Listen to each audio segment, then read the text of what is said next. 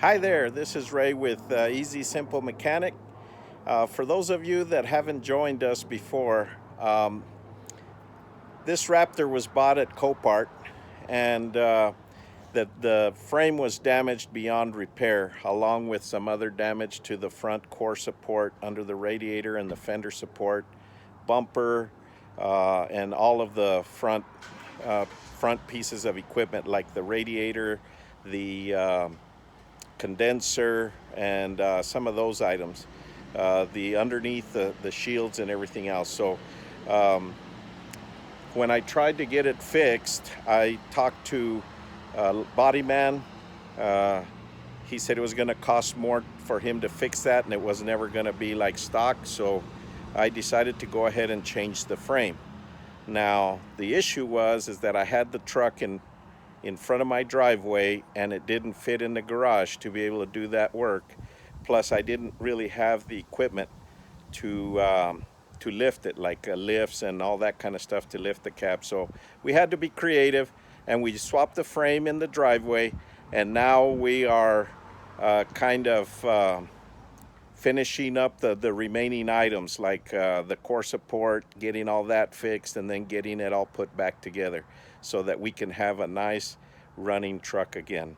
So with that said, let's get right into the video. Thank you. Okay, I'm gonna start this video with this view so that you can see I got this fender on. Not that we're gonna keep it on because you know, as you can see, it's still damaged. It's the damaged fender. But what I was trying to do here is to show the progress that we've made, and kind of where I put the fender on was to ensure that we could see the alignment lines for the hood and everything else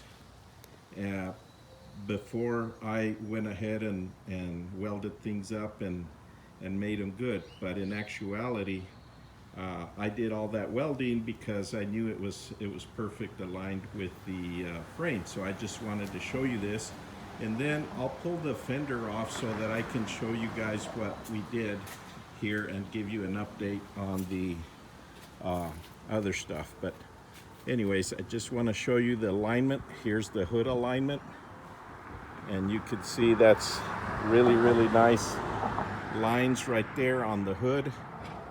Very lined up, perfect there. And then this is the other side, which was the damaged side, and you can see the same thing. The hood alignment is perfect there. So I guess we can call that a success on getting this piece on. Now, I'm hoping that I can show you what we've done here without having to take the fender off yet, but here is the core support. We did put it on there with it primered.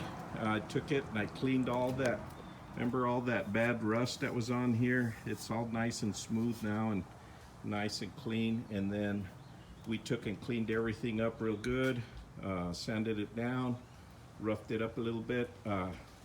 Didn't get it perfect, but it was pretty good with the primer. And we went ahead and put it all in place with the primer. I thought it would be easier that way because we were going to be doing the welding. And so I'll go ahead and show you our welding here.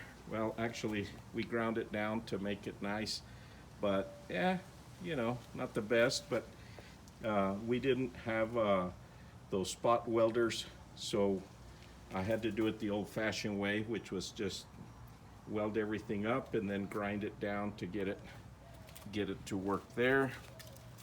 And then back in here, you might be able to see some of the welds there, and ground that down. And then also you can see here the fender alignment fit perfectly right where it belongs on the bolt hole here that holds it down, and it is just absolutely perfect where it needs to be. And we went ahead, now that we've got everything back on here, and tightened down the cab bolts back to the frame. So now everything is sitting where it needs to sit. I wanted to kind of show you guys here, if you were to look under the hood and look in here, you would not be able to tell. I mean, once this nice shiny paint gets you know, a little used and what have you, you won't be able to tell that anything went on back in here, which is where we did the repair. So as you can see, this plate was not damaged at all.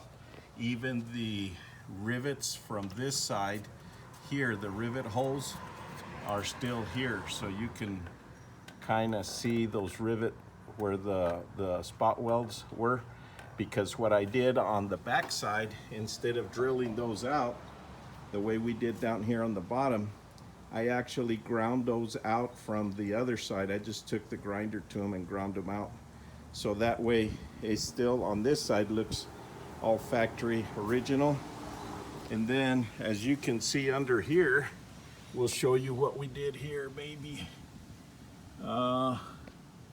yeah, maybe I am gonna have to take this off so you guys can see that. I don't know if this is gonna work or not this way. Oh yeah, here we go. Yeah, it's too dark. But maybe, hold on. Maybe I can get a little flashlight and show you guys, or I'll pull the fender off and I'll show you guys what I did there. So just hold on and let me pull this fender off real quick, and then we'll show you guys what we did. So now that I got the fender off, we can show you here the work that we did here. Well, as you can see, this isn't perfect because it's not going to be seen anyway.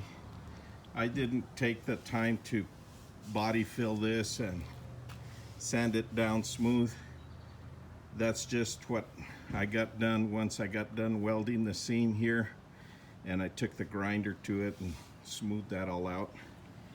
But you can see it's not too bad. The welds aren't the best, but they're gonna hold because they're penetration. And as you can see in here, these were where the rivets were for the original, you know, when they were on the old truck that this piece came off of, is that these were drilled from the back side, so the small hole was on this side. And then on this plate here, what I did with the piece that was from this truck, I just took a grinder to them and ground them out from this side so that it would leave it smooth. And then that way, those, like I was showing you before, those rivet or those weld, whatever, pin welds or whatever, would still look the same. But in here, those are the three places where we just tacked those back in there, welded those up. Here's the other two down here. But as I told you before, there is pieces up in here that support across this so that this is solid up here. It's not just a butt weld.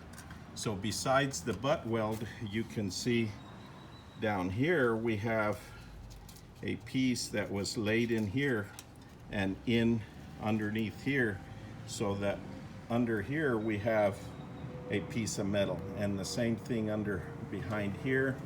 It's a piece of metal, then that's lined, and then where I had some wider gaps, I put in just some pieces of the metal that I had from the other frame.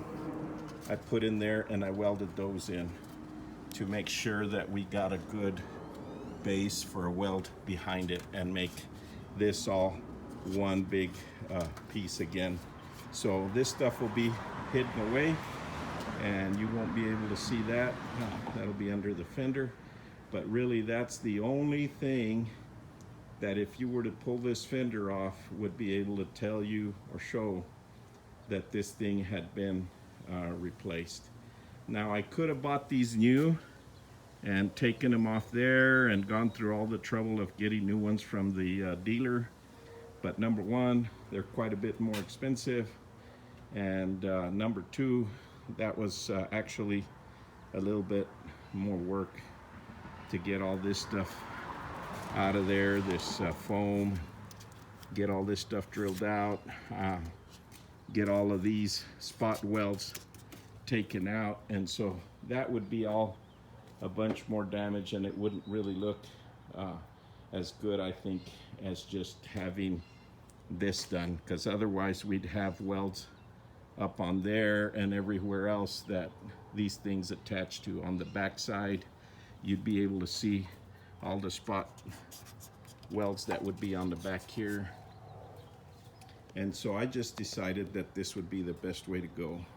So that white piece is now black, and now we've got everything else in. The other thing I wanted to show you was, if you remember, we had these little holes that we needed to get drilled. Here's one where that clamp goes, and here's the bolt that holds that clamp on. Now this metal is so thin that you could just tap it.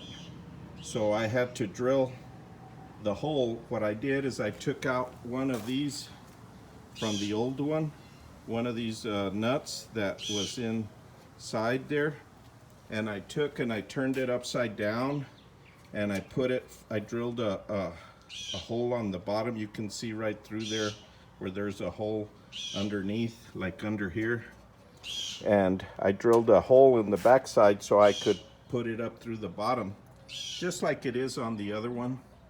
And I shoved that up through there, and I was able to get this welded on there, and then just ground it down to where it's smooth, so that now I've got a nut that comes up from the bottom side, and now I can just bolt that bracket right there. And so that's taken care of. So now I guess we'll just be able to go on from here and continue to get I didn't tighten that bolt down yet for that fender support there, because I wanted the paint to dry before I tightened that down, so I can do that now. And now I can fully go ahead and put my fender well, inner fender well in there, go ahead and mount all the wiring back up to it and get all that stuff assembled again to start working on that.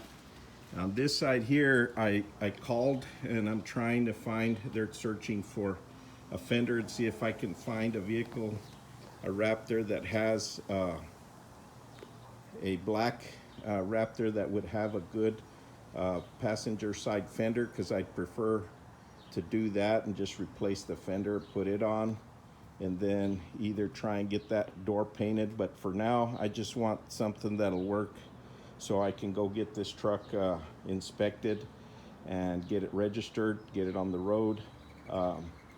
And so that's kind of what I'm trying to do.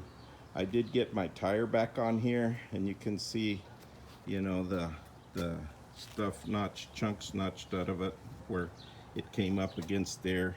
I threw some paint back there on that piece while I was doing the painting, so that's back together. But you can see how much of a gap there is there where that tire had been pushed all the way back to there.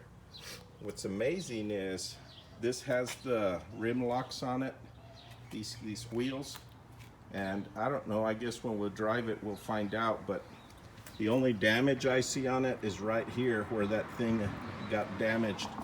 But that had to be one hell of a blow, and the tire didn't lose air.